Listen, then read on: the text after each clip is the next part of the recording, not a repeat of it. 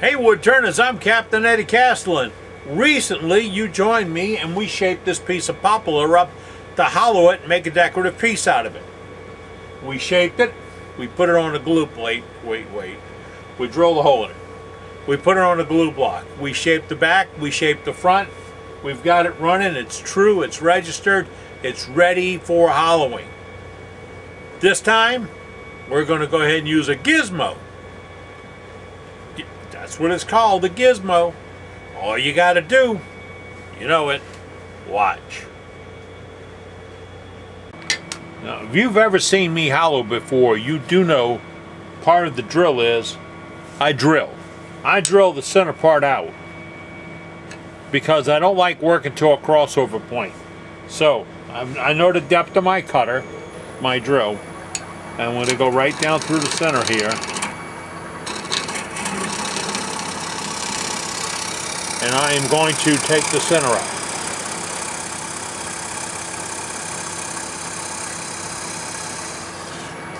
Now, when I hollow, I will not be fighting the crossover for that center.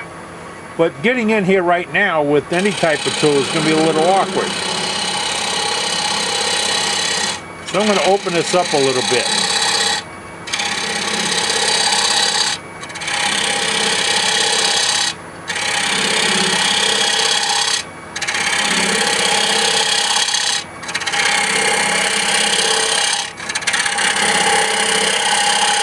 And yes, I could have just done this without forcing a bit to the right depth.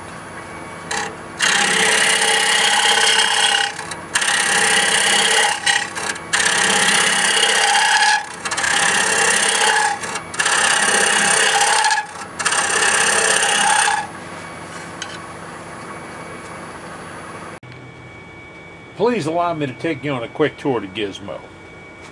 This is a post that slips onto the bed. It adjusts to match the height of your lathe. Then you've got three arms, three articulating arms. Gizmo, gizmo, gizmo. Alright. Then you have a tool holder right here. It holds multiple tools, different sizes, different shapes, different purposes. And I've got at least 5 tools that'll fit in this post to cut. I really like the one we currently have in there. We'll show you more in a moment. Look up. You see that bar up here? This is the laser. This will locate the tip of this cutter. Let me show you more. This is the business end of the cutter. Now JT Tools makes this rig, and they've made it as versatile as I really think I would want it. If I break that loose, I can rotate this head to get the degree of aggression I want on the cutter. Okay? That's the first adjustment. That adjusts the cutter to the attitude that I want for cutting. Then this moves it to where I want it at for getting inside the piece. And if you wonder how I'm going to get 3 inches back from that hole I have, JT Tools provides extra lengths so I can link this thing up and push back in there. But I don't want to start with all the extra links because I don't want the vibration from them. So I start with the short reach until it runs out, and then I'll add a link, add a link, add a link. And to keep track of where my cutter is, well, boy, brand new sockets, brand new wrenches, all fit up so nice. You gotta love it. Keep an idea where my cutter is. I turn on, pardon my reach, I turn on my laser. You see the white dot? And I'll bring my laser to where my cutter is.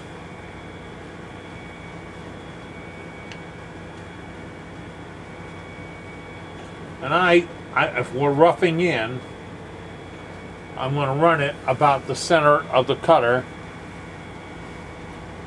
right on the cutter. I don't need to lead this. It's going to be right on the cutter. That way when I go inside, I'll be able to see where my piece is running in relationship to the to the shape. So that's what we're talking about. This cutter will get aggressive as I want it. I can drive it where I need it to. I can articulate it to get around and get under the lid or around the bottom of a piece. Whatever shape you want, it's going to get in there. All I got to do now is hollow. Stand by. I'm going to do my best to keep you in the right place at the right time while I do this. But I can tell you the camera and the laser are conflicting, so we're going to see what works out. Okay? To do this, we're going to go in reverse because I'm on that side. And we're going to crank it up to about 500 or 600 RPMs just to get started.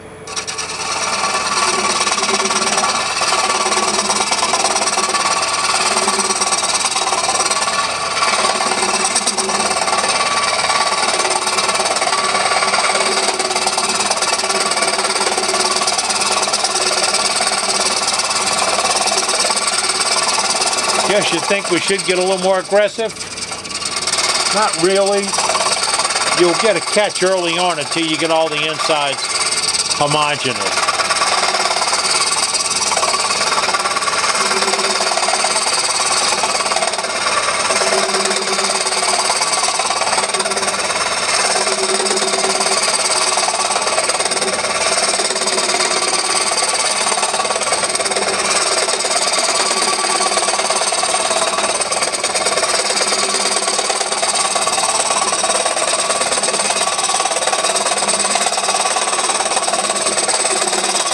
If you feel like you're getting a scraping, it's because you picked up a piece of trash on the cutter and it's no longer cutting, it's just riding.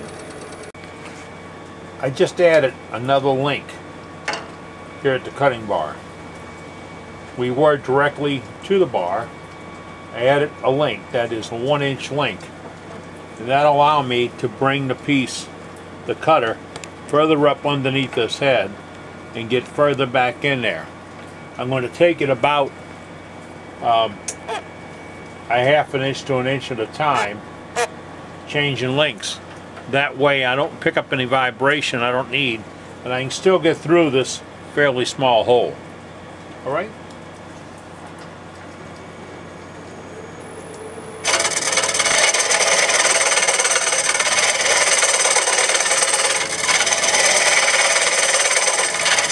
Now, my red dot is right on that rim.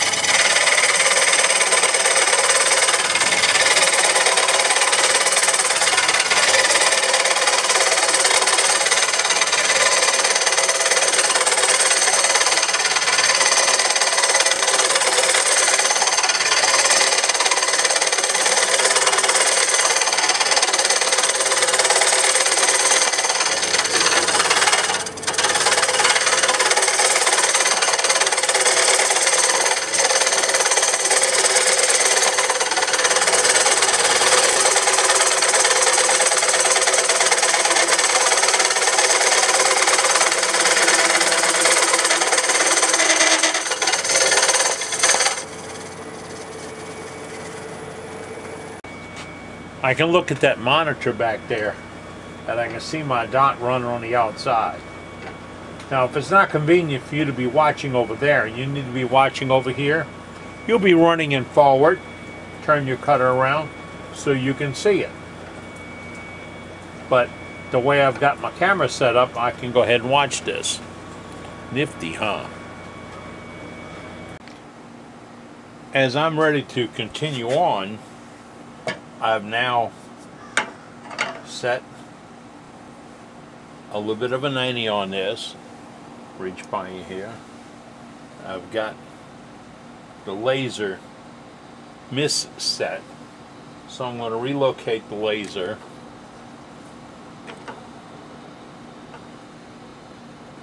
to be right off the cutting tip,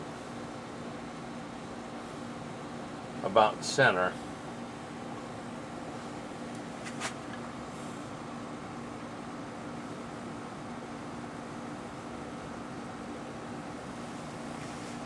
That's going to give me just about the tip.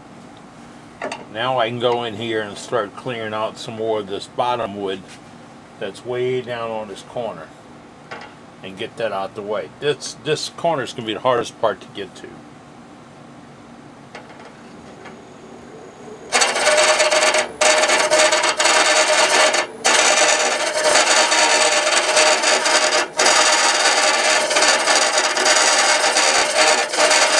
The vibration you hear is because I've got the offset on it now, number one. And number two, I'll let this set overnight and the wood moved a little.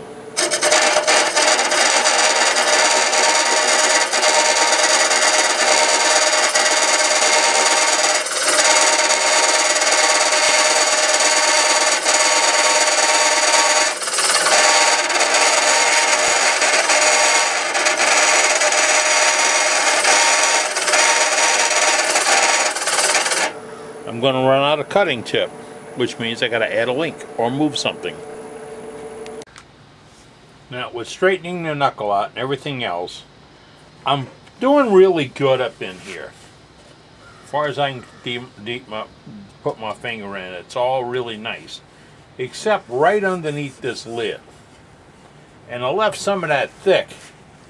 Right now, it's not going to move or wobble, but I was pushing against this. So I didn't want to thin this out too much, but now I want to come back, reset the knuckle, probably take a link off, reset the knuckle real close so I can go right around that corner and pass right down the shoulder there and clean that up, make that nice and smooth. Wood turners tend to stick their fingers in to feel the inside. Normal people don't. They just appreciate that it's a beautiful piece of wood, it's got great grain, great coloring, great shape, and it's some nice turning. And that's the people you want to make happy. If you're out to make another wood,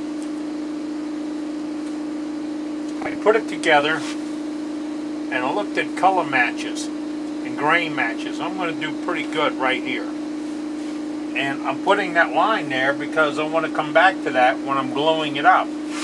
I get my center registration off my glue block. This is the top, this is the bottom. So after I line it back up again, I'll be turning it around and fixing that lid, and then I'll piece it up, part it off. But we back off our tailstock. You can see I'm all ready, I'm all cleaned up on the inside, ready. I'm going to put it together with right there. Why? Gives me a nice tight glue joint. Very little staining from the glue.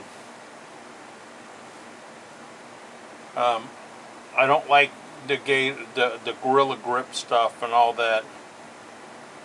I like to go back to my old standards. This is as close as I can get. One good bead. I'm going to bring that tailstock up, get it real close. I'm going to roll it around, get those two lines lined up. Put a little bit of pressure. Then I really should wipe off that bead of glue. I don't need it. It doesn't do anything. And a good clean joint's an easy joint to see.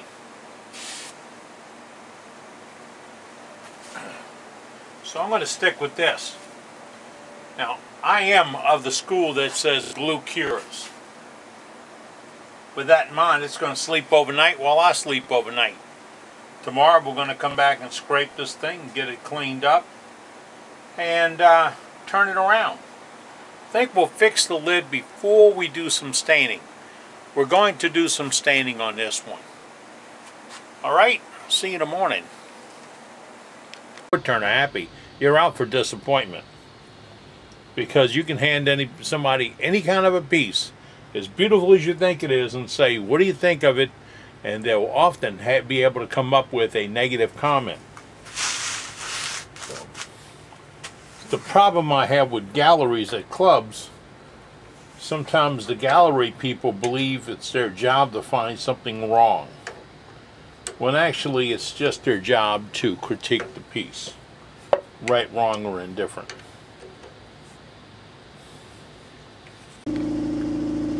Oh, I know what you're saying. Hey, Cap, didn't you offer free plans for an articulating arm called the Steel Snake? Yeah, I'll send you plans on how to build a Steel Snake. But because I can't come up with the right bearing combination to put it together, it doesn't work nearly as smooth as this. But it still works, and it's still a low-cost alternative to hollowing pieces. So if you're interested, just send me an email to, let's do this address, EddieCastellan@Cox.net. Tell me you want the plans for the Steel Snake. I'll send them to you. You need to get some 1-inch solid stock though. Make it out of tube, it's going to get a little vibration. But you can get that at a local steel supplier. You can get enough to make one for you, one for that guy, and one for that. And remember that mooch that never pays? Well, you can make one for him too. In 2006 or 2007, here at my shop, my little bitty hole-in-the-wall shop, we made 25 one Saturday. Yeah, for all the guys in the club. Everybody that wanted one paid $25 for materials, and they got a Steel Snake. That's a club event. What I'm going to do now is, with a straight tool,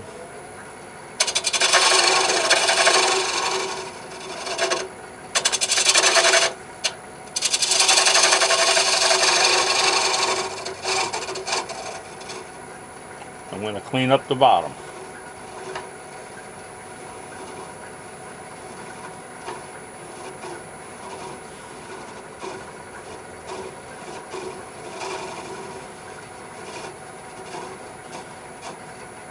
Because that's what you can look at and see when you look into the piece. Well, oh yeah, that feels nice. I don't have any major ridges that I can feel in the entire piece, and I have it pretty hollow. Now, the next step would be to re-true this edge, because I have not trued it up. I've stayed away from it for the purpose that I knew I would be beating on it with the tools, and I want to have it true. So when I use it to take the foot off, to rework the foot in a few minutes, it gives a true effect. And then while I still have it in this direction where I'm looking at this piece, I'll probably sand this to about a 400 right now, and then I'll protect it when I flip it around. Let me give you a what if, because this is sometimes important. What if I beat that up so bad that it was going to get large and detract from the look? What would I do? Well, I'd cut an insert and put an insert in there. I could cut a Blackwood insert, put it in there, and put it with a hole in the center of it, and I can do that long after I take this piece off. I just want to be sure I got a good, clean footing or setting for it, and I've got a little bit of a flat up here on the top for it to sit to. Or I can cup the bottom of that insert to make it look good when it sits on here. So there's always a way around it. Just work it out before you get there. What's that saying? Plan ahead? I'm going to make that a saying. I'm about to turn the piece around. I'm going to use a one-way with profile jaws on it. These are the #1 spigot jaws, okay? This could mark the face of this piece, which I'm sanding it to 320 right now. I want to pad it. This is a piece of shelf liner from Rubbermaid. It's available at your grocery store at Home Depot. I cut around, put a hole in the middle of it. I'll put that on, but that could still mark it. So now I have another strip of it. I'm going to stick it in the jaws, wrap it round.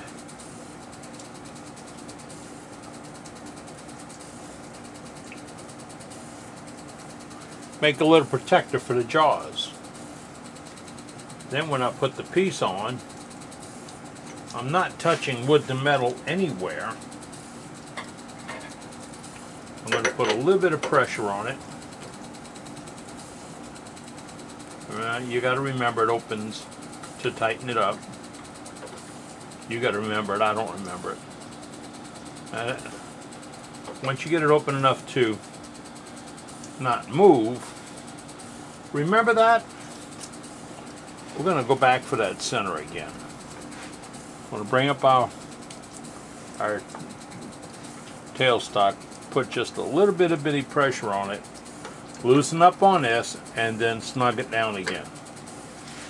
Now, what that's going to do is put us back in positive registration. See it and hear it. Now, a couple of things. I sanded this surface a few minutes ago with it going in one direction. In a minute, I'm going to sand it going in another direction. That's going to help the sanding. I'm going to get rid of this block and fix this foot. But when I fix the foot, I'm going to put another insert in it to where I can turn it around to stain it and put the super glue finish. Oh yeah, we're doing that on this piece. So that's where we are now. Let me get you in a better position and we'll cut this bottom off. That's a drip of super glue. It dripped down when I was putting that face on and I missed it. I should have wiped it off, but it's going to be the hardest thing on this bottom. So I'm going to work on the hardest thing on the bottom right off the bat.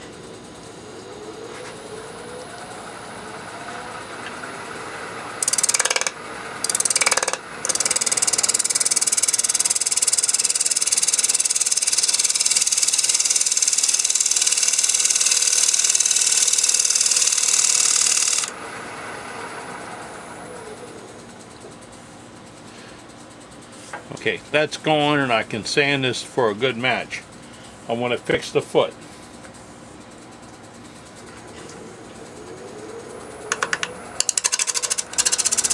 That noise you hear is the super glue. It is the hardest thing on it.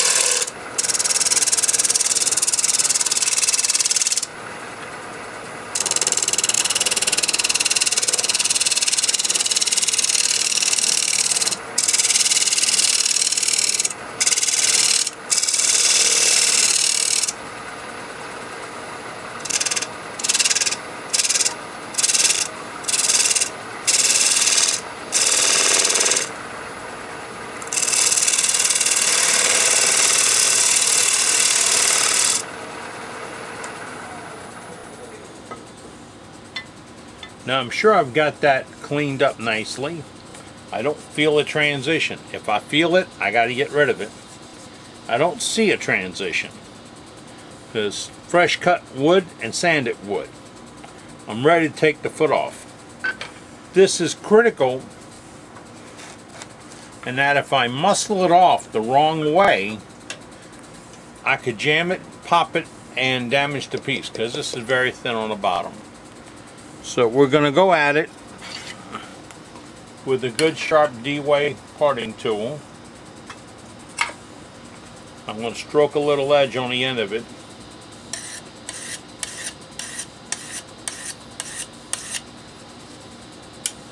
Got it?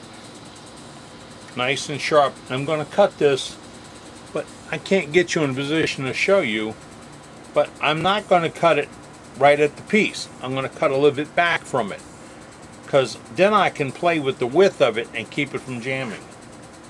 So I know I got the center cut out of that block.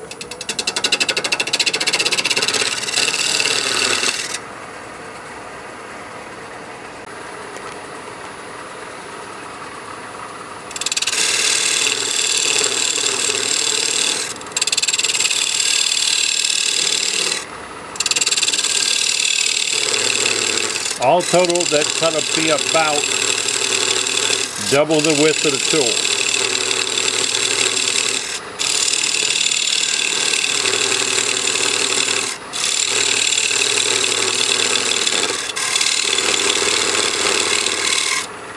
And I'm so close, I'm going to take the pressure off from the tailstock because I don't want to jam it.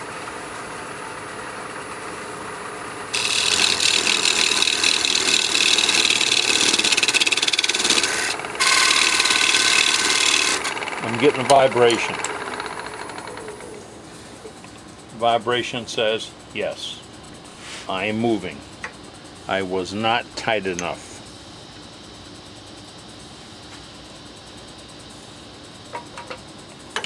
So we tighten up a little bit more.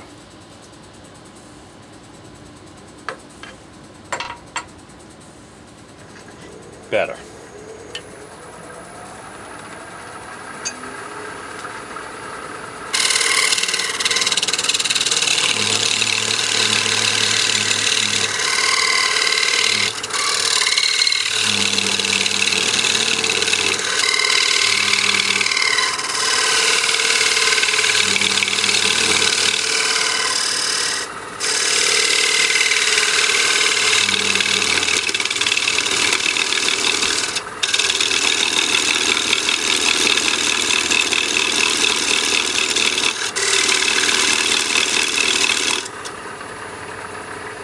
Once I get that foot off the glue block, now it's still a good usable glue block, I'm going to true that face up, put it back in a box, and it'll be ready for the next time I chuck something up.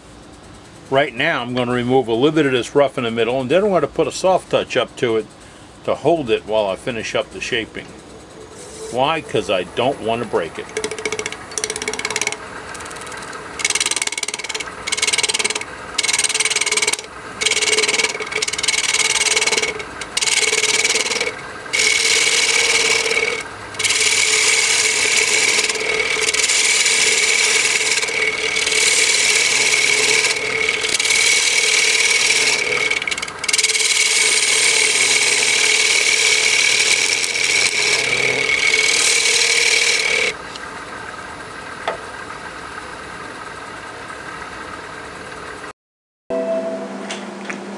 Okay, time passed.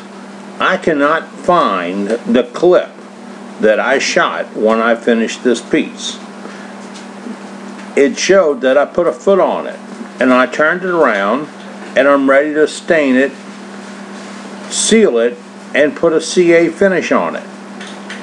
So that's what I said in the clip. Look, here's the foot.